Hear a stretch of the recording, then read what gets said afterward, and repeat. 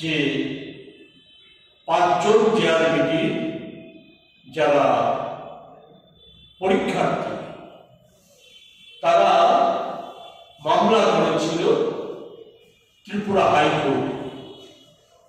সেই পাঁচজনের মামলায় হাইকোর্ট যে পর্যবেক্ষণ নেই, সেই পর্যবেক্ষণ হচ্ছে যে তারা যে পরীক্ষায় যে মার্কস ক্যারি করেছে তার চাইতে অনেক কম মার্কস করে যারা মেধা তালিকায় চাকরি পাওয়ার জন্য বিবেচিত হয়েছে তাদেরকে নাম অন্তর্ভুক্ত করা হয়েছে, তাদের চাইতে কম মার্কস পাওয়া, অথচ তাদেরকে বঞ্চিত করা হয়েছে। এটা কোর্ট মান্যতা দিয়েছে।